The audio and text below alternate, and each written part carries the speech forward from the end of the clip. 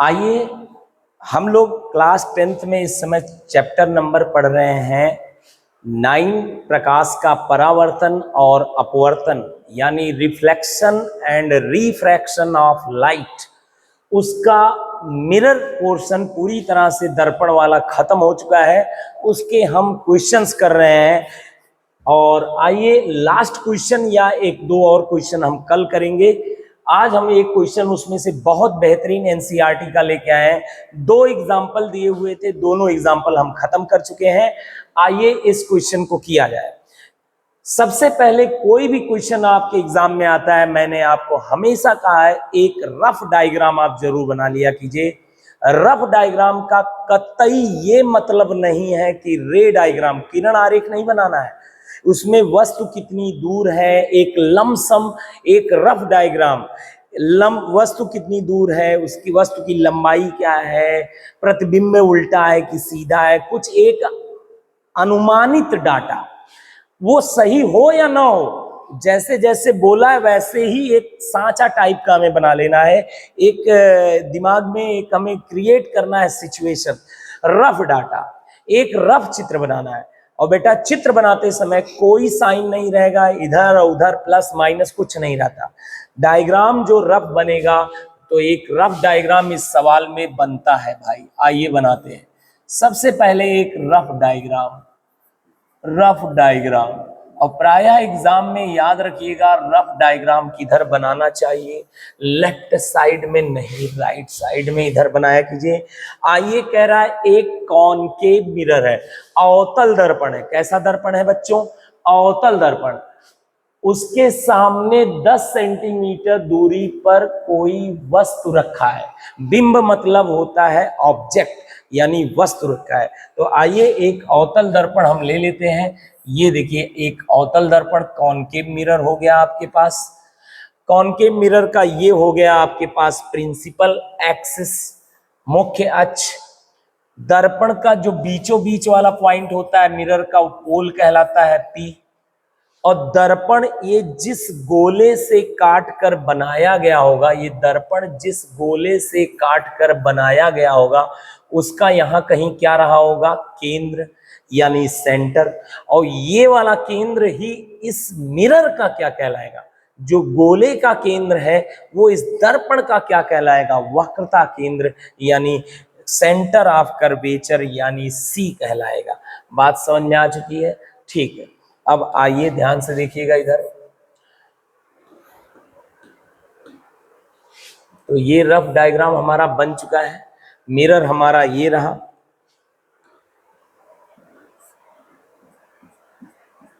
ठीक, ये हो गया सी। अच्छा, इसका सी और पी के बीचों बीच वाला पॉइंट क्या कहलाता है? फोकस। ये 3 चीजें आप दिखा ही लिया करो। अब आ जाओ, चलो ठीक है। कह रहा है एक अवतल दर्पण के सामने 10 सेंटीमीटर दूरी पर कोई ऑब्जेक्ट रखा है। अब मुझे क्या पता 10 सेंटीमीटर की दूर ये वो ऑब्जेक्ट यहां भी हो सकता है, यहां भी, पता नहीं, क्योंकि ये लेंथ मुझे सवाल में पता नहीं है कि फोकस दूरी कितनी है, वक्रता त्रिज्या कितनी है। तो कहीं भी 10 सेंटीमीटर ये मान लेते हैं यहीं रखा है। चलो, यही है वस्तु यानी बिंब। वस्तु का दूसरा नाम क्या होता है बच्चों? बिंब। और वस्तु कितनी दूर रखा हुआ है दर्पण से? बेटा माइनस मत बोल देना, इधर वाला डायग्राम में कोई साइन नहीं रहता। ओनली 10 सेंटीमीटर आप यहां दिखाएंगे। कितने सेंटीमीटर? 10 सेंटीमीटर पर वस्तु रखा है और इस वस्तु का 3 गुना बड़ा बड़ा वास्तविक प्रतिबिंब बन रहा है।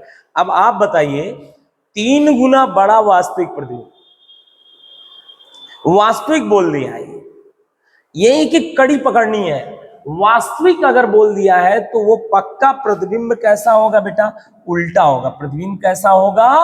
उल्टा होगा। प्रतिबिंब उल्टा होगा। मान लेते हैं यहां पे बन रहा है और बड़ा बन रहा है तो वस्तु से बड़ा ही दिखाया जाए। लो, वस्तु से बड़ा, ये प्रतिबिंब है। अब आप डरा मत करो कि प्रतिबिंब इसी को उठा के यहां दिखा दो, मुझे क्या पता कहां है। ये रफ डायग्राम भाई, एग्जैक्ट डायग्राम नहीं है। तो आप कहीं भी वस्तु यहां दिखाओ, यहां दिखाओ, प्रतिबिंब आगे दिखाओ, पीछे दिखाओ, प्रतिबिंब बन रहा है, बन रहा है। ये नहीं बताया है कि प्रतिबिंब कहां बन रहा है, कितनी दूर, बस प्रतिबिंब बोला है बड़ा दिखना चाहिए, 3 गुना बड़ा। अच्छा चलो एक काम करते हैं, वस्तु की लंबाई को कुछ मानना पड़ेगा बेटा। यहां पर वस्तु की कुछ लंबाई को यहां मान लेते हैं यल, तो यहां लिखते हैं, मान लेते हैं वस्तु की लंबाई यल है, माना वस्तु की लंबाई यल है, क्योंकि भैया ये दिया हुआ है ना, वस्तु की लंबाई से 3 गुना बड़ा कौन बन रहा है, प्रतिबिंब। तो वस्तु की लंबाई कुछ मान लीजिए यल, तो ये डायग्राम में भैया यल, यहां से लेके यल यल, तो प्रतिबिंब कितना होगा, तो प्रश्नानुसार तो प्रतिबिंब कितना होगा, प्रतिबिंब की लंबाई क्या होगी, प्रतिबिंब की लंबाई बताओ भैया। सवाल में कहा है वस्तु का 3 गुना बड़ा प्रतिबिंब होए, प्रतिबिंब की लंबाई वस्तु की लंबाई की 3 गुनी है, यानी प्रतिबिंब की लंबाई इसकी 3 गुनी, मतलब ये 1 यल है तो प्रतिबिंब की लंबाई 3 यल। तो लो भैया ये प्रतिबिंब की लंबाई हो गई 3 यल, ये यल सेंटीमीटर है और ये मान लेते हैं 3 यल सेंटीमीटर है, ठीक है। ये यल सेंटीमीटर है, ये मान लेते हैं कितने सेंटीमीटर, 3 यल सेंटीमीटर। चलो भाई कुछ नहीं दिया तो मानना तो पड़ेगा लंबाई, भाई दिखा लिया करो, जब बोला है इतना गुना है उतना गुना तो आप ऐसे ही किया करो, ठीक है। आगे पढ़ो, कह रहा है तो प्रतिबिंब दर्पण से कितनी दूर है, मतलब ये दूरी आपको बतानी है, प्रतिबिंब की दर्पण से क्या बतानी है, दूरी बतानी है, प्रतिबिंब कितनी दूर है, दर्पण से कितनी दूर है ये बताना है। अब ध्यान से सुनो, जो पूछा गया है वो पूछा गया है प्रतिबिंब की दर्पण से दूरी। अब आप ही लोग बताइए, प्रतिबिंब की दर्पण से दूरी पूछा है, प्रतिबिंब की दर्पण से दूरी, आप बताइए इसका संबंध किस क्वांटिटी से होता है, पढ़ाया गया है प्रतिबिंब की दर्पण की दूरी का संबंध, याद कीजिए अच्छे से, एक सिंबल होता है वी, फिजिक्स में लाइट वाले चैप्टर में पढ़ाया गया, लेकिन वी ये नहीं होता है, वी क्या होता है आपको पढ़ाया गया है, वी होता है प्रतिबिंब की दर्पण से दूरी, लेकिन कैसी, विद साइन, चिन्ह सहित। तो आपको तो ये निकालना है, प्रतिबिंब की दर्पण से दूरी बतानी है, और दूरी में हमेशा प्लस होता है, कोई माइनस माइनस चिन्ह होता ही नहीं बेसिकली। आप इसको निकालना हो तो मैं कहूंगा पहले वी निकालिए, वी क्या होता है, प्रतिबिंब की दर्पण से दूरी, और ये किसके साथ आएगी, जब वी आएगी चिन्ह लेकर आएगी, उस चिन्ह को छोड़ देना तो अपने आप प्रतिबिंब की दर्पण से दूरी आ जाएगी। पहले वी निकालिए, वी मतलब ये पूरा, उसमें से चिन्ह छोड़ दीजिए तो ये आ जाएगा। तो चलिए आइए हम लोग दोस्तों क्या निकालेंगे, वी निकालेंगे, वी निकालेंगे, हमें सबसे पहले वी निकालेंगे। प्रतिबिंब की दर्पण से दूरी बताने के लिए, किसकी दूरी, प्रतिबिंब की दर्पण से दूरी बताने के लिए हम लोग क्या निकालेंगे, वी निकालेंगे। बताने के लिए वी ज्ञात करेंगे, क्या ज्ञात करेंगे बच्चों, वी ज्ञात करेंगे, और वी ही आंसर होगा, नहीं नहीं वी आंसर नहीं होगा, वी में से चिन्ह छोड़ देना तब बचेगा प्रतिबिंब की दर्पण से दूरी। तो आओ वी कैसे ज्ञात करेंगे। अच्छा एक चीज ये बताओ, ऐसा कोई सूत्र हो, याद करके बताओ, जिसमें वस्तु की लंबाई हो, प्रतिबिंब की लंबाई हो और वस्तु की दूरी हो। हाँ भाई वस्तु की दूरी दी हुई है। एक चीज ये भी बताइए आपको, और क्या ज्ञात है, ये तो ज्ञात है, वस्तु की लंबाई l है तो प्रतिबिंब की लंबाई क्या हो गई 3l। अच्छा वस्तु की दूरी दी है दर्पण से, कैसे सेंटीमीटर 10, इसके सहारे कौन सी क्वांटिटी पता चलती है, सोच के बताना, u पता चलती है, u पता चल जाएगा।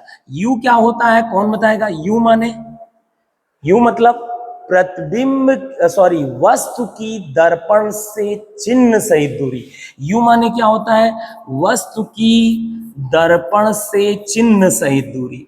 कहां से बेटा, वस्तु की दर्पण से कौन सी दूरी, चिन्ह सहित दूरी, चिन्ह सहित दूरी, चिन्ह सहित दूरी।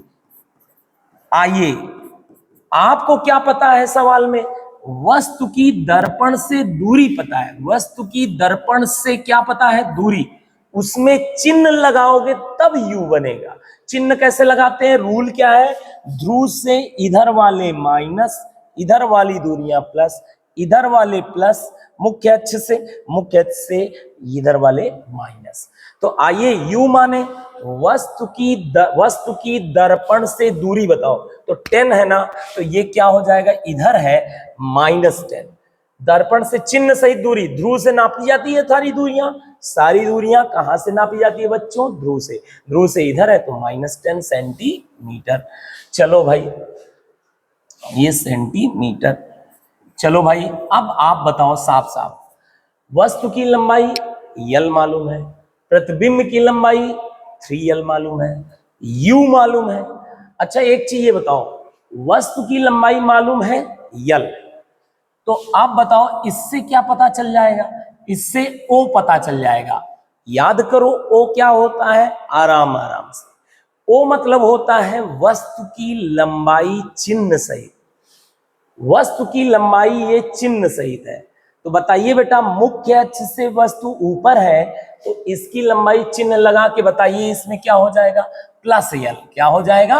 +l। तो बेटा ओ आ गया कि नहीं? +l। वस्तु की लंबाई केवल पूछी जाएगी यल। ओ मतलब क्या होता है? ऑब्जेक्ट की लंबाई। ना ना ना ना, ऑब्जेक्ट की लंबाई चिन्ह सहित। ऑब्जेक्ट की लंबाई चिन्ह सहित क्या है? +l। प्रतिबिंब की लंबाई 3l। कोई पूछे प्रतिबिंब की लंबाई बताइए, 3l। बट प्रतिबिंब की लंबाई 3l, तो आई क्या होगा? कौन बताएगा आई की वैल्यू?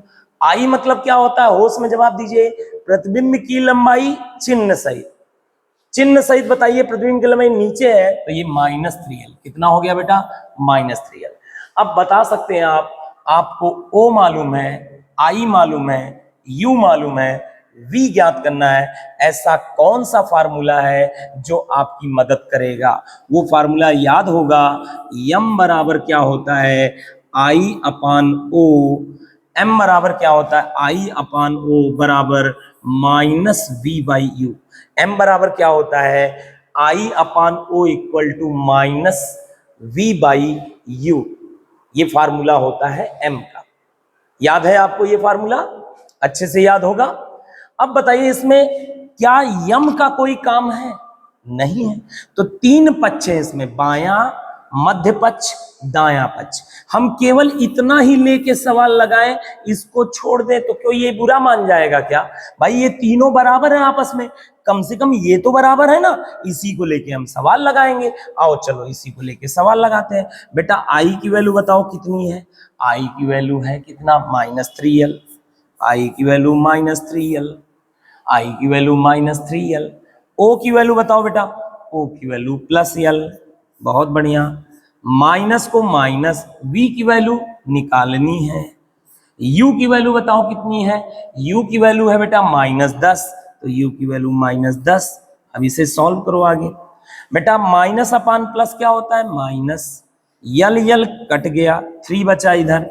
आगे चलो इधर, -/- क्या होता है? प्लस। v/ क्या हो गया? 10।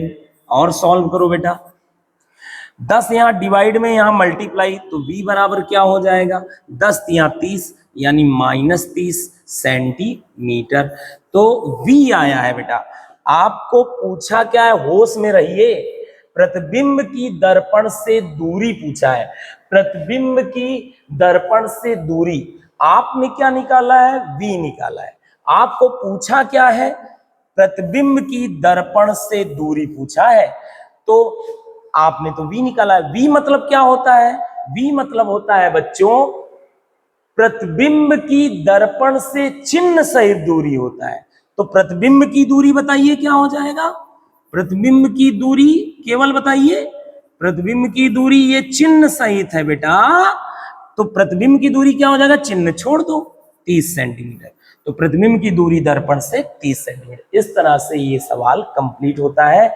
आपको इसका फोटो अभी भेज दिया जाएगा और नोट्स आप बढ़िया से बनाइएगा। धन्यवाद।